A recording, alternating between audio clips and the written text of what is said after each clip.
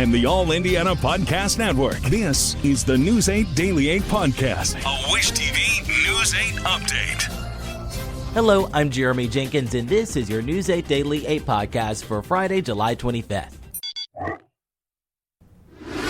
We begin on the city's far south side, where we are still working to learn the cause of an overnight shooting that left a man dead.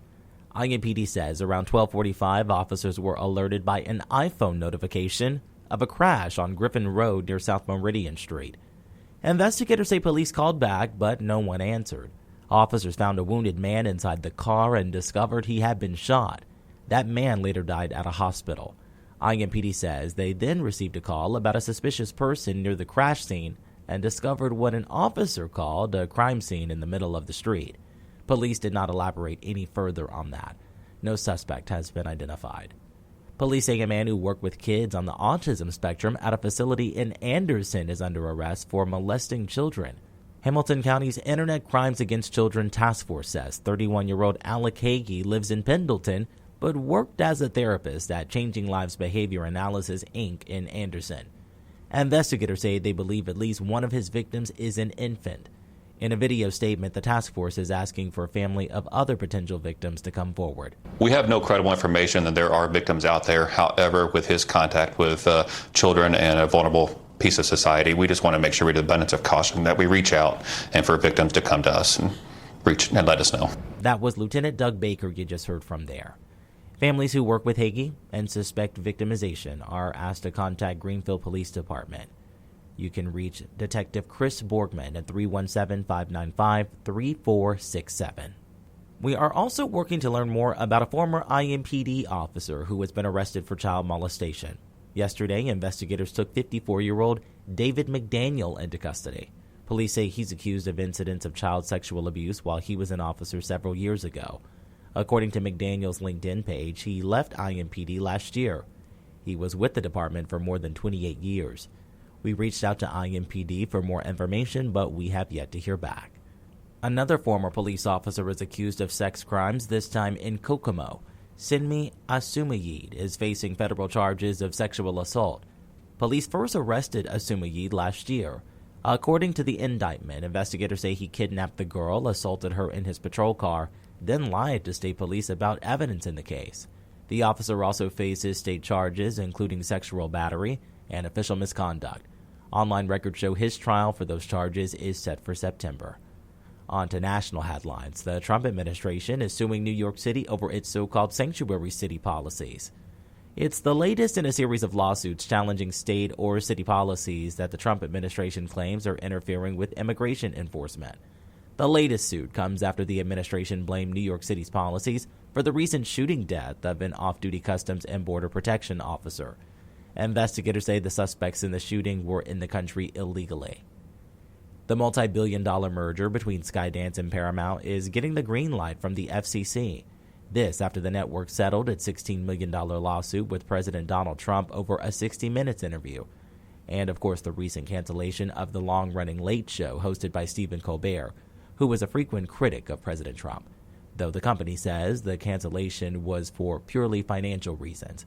Along with the settlement, Skydance CEO David Ellison has pledged to not introduce new DEI policies, a key condition for winning support from FCC Chair Brendan Carr. Let's talk sports. The Fever snap a 2-game losing streak while Caitlin Clark remains injured on the sidelines. One player helping fill the gap iced the game last night. Ari McDonald's step-back three put away the Las Vegas Aces. The final score was 80-70 at Gamebridge. The Fever hit the road to take on Angel Reese in the Chicago Sky this Sunday. As for Clark, the team says she had further medical evaluations on her groin injury and has no additional injuries. There is no timeline for when she will return. NASCAR Cup and Xfinity Series cars hit the track at the Indianapolis Motor Speedway later today. Teams rolled into town yesterday as part of the hauler parade through Speedway. Gates open at the track in just a few hours. Xfinity Series practice is set to start at 12:05. Cup cars will follow at 1:05. The IMS Museum will also be open from 10 a.m. to 5 p.m.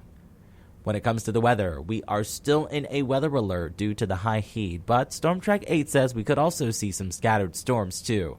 Meteorologist Tara Hastings has your News 8 Daily 8 forecast. I don't think we're going to be as hot as yesterday, but it's still going to feel very uncomfortable, especially for central and southern sections of Indiana. We've got those heat indices yet again into the triple digits.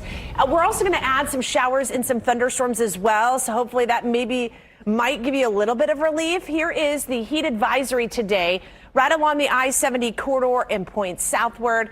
That runs until later this evening for those heat indices into the triple digits. We have a little bit of cloud cover out there right now. A live look in Cicero up at Morse Reservoir, where it is 75 degrees. We're at 78 in Indianapolis and Bloomington, 77 in Evansville, and 79 degrees right now in Muncie. Now we've got dew point values that again into the low and middle 70s.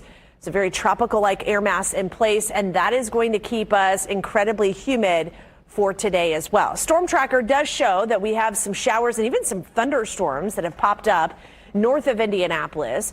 One being right around the Frankfort, Crawfordsville area, Lafayette, a few lightning strikes for you. And then east of Indianapolis, around Hancock County, north of Greenfield, we've got some showers. And just to the southwest of Muncie, a lone shower and thunderstorm as well. So throughout the day today, we could see a few spotty showers and thunderstorms that may pop up across parts of central Indiana. Otherwise, it's going to be hot. It's going to be incredibly humid. And yet again, we're going to see these high temperatures into the 90s. With those feels like temperatures around 100 to about 105. It is still going to be incredibly hot and humid for the weekend. We're also tracking some storm chances. We'll share that full forecast with you coming up in a few minutes. To get a peek at Tara's full forecast, just head over to wishtv.com, or you can download the Wish TV Storm Track 8 app. And don't forget to check out our Storm Track 8 weather blogs. And we wrap things up with talking about beating the heat. Indianapolis firefighters are also trying to stay safe out there. They say the heavy gear can cause a bit of discomfort in these hot temperatures. To adapt, firefighters say they're rotating crews more often, setting up rehab stations on scene, even building in hydration breaks to stay ahead of the heat exhaustion. You may show up on an incident where it might not be a fire, but you're still wearing your gear. You may have a little bit of work to do, but you are sweating inside, your shirts are soaked. There's days in heat like this where you go through 2 or 3 t-shirts or sets of clothes even, just because of the heat itself and not necessarily even having a fire. That was Chris Major, captain of the Indianapolis Fire Department you just heard from there. First responders are urging everyone right now to take the warnings of heat exhaustion seriously. That's it for today. This has been your News 8 Daily 8 podcast for Friday, July 25th. I'm Jeremy Jenkins for Wish TV and WishTV.com. Have a great weekend. This is the News 8 Daily 8 podcast, a Wish TV News 8 update on demand. For even more, on demand and on the go, connect with Wish TV on Facebook at WishTV.com and on the free Wish TV mobile app. Thank you for listening. And be sure to like, subscribe, and follow this podcast for updates every weekday morning on the All Indiana Podcast Network and wherever you get your podcast.